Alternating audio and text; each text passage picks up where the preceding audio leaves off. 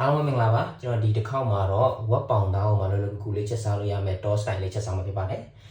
အရင်ဆုံးကျွန်တော်တို့အိုးပေးပူထားပြီးတော့စီနေနဲ့ထည့်ထားတယ်ပြီးတော့လည်းကျွန်တော်ဒါကတော့ချက်တုံအသေးလေးတွေကိုကျွန်တော်နှစ်ချင်းစိတ်ထည့်ထားတာ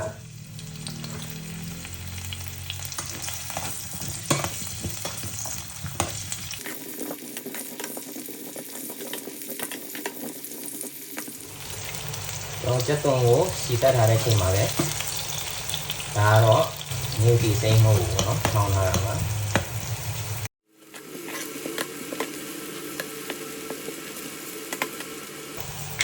ထည့်ထားတဲ့အချိန်မှာကျွန်တော်ကမဆလာပေါ့เนาะမဆလာနည်းနည်းအုပ်လိုက်တယ်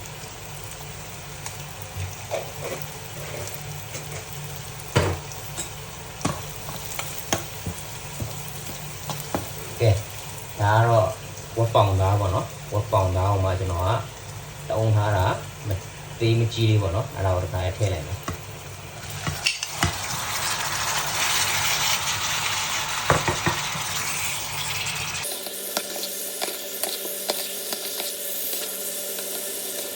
ကျွန်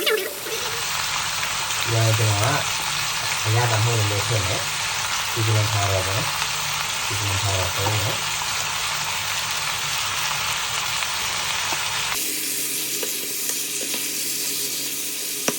ကျွန်တော်အခုဆိုရင်ရေပေါ့နော်ရေကိုပတ်ထည့်လိုက်တော့ရေထည့်ပြီးတာနဲ့ဒါကတော့ငံပြာရေပေါ့နော်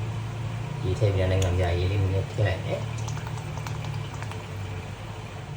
ဒီဝိုင်းတော့ကျွန်တော်ဒီမှာဒါကတော့ဟိုပါပေါ့နော်ခရမ်းချင်းပြီးပေါ့နော်ခရမ်းချင်းပြီးကိုကျွန်တော်ဒီခါလေးစိတ်ပြီးထည့်လိုက်မယ်တုံးကြီးပဲ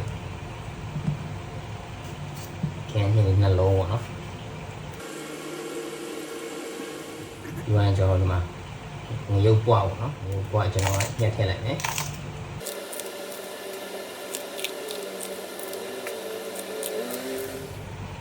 ဒီကောင်ကျွန်တော်အဖုံးအုပ်ပြီးတော့တည်ထားလိုက်မယ်နော်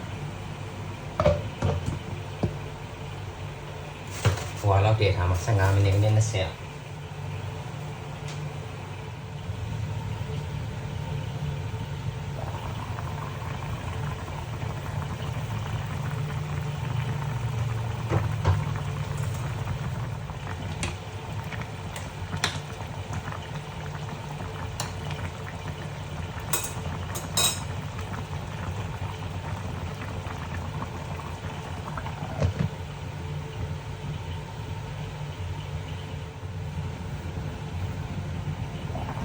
အခုဆိုကျွန်တော်တို့ကထည့်ထားတာ10မိနစ်15မိနစ်ရှိပြီပေါ့နော်။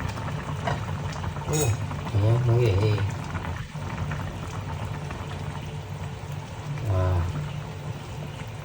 ဝက်ပေါင်လေးမူလာပြီ။ခင်းချင်းဒီလေးရေးပြောချက်တော်လေးရေးပြော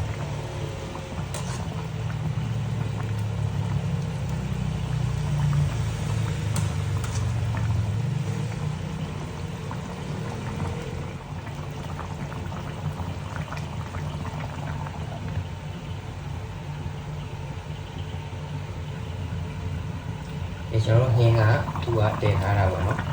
နောက်ထပ်15မိနစ်ရှိပြီအဲ့လိုဆိုတော့ဒီနေထားတော့ပေါ့နော်ဟင်းကြီးလည်းကွတိပဲခုတော့ရေရွှဲလေးကအရင်စားလို့ကောင်းတယ်တော့အဲ့ဆိုတော့ဒီနေထားမှာကျွန်တော်ကဟင်းကိုချရတော့မှာပေါ့နော်တော့ဟင်းရပြီဆိုတော့ကျွန်တော်စားမလို့ပြန်လာမှပြင်လိုက်မယ်နော်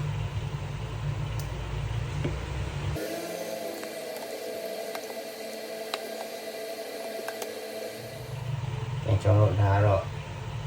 ဝက်ပေါင်သားဟိုမှာပေါ့နော်အရေးခင်းရည်များလေးနဲ့ချက်ထားတာအရင်စားကောင်းတယ်အရင်လွယ်ကူတယ်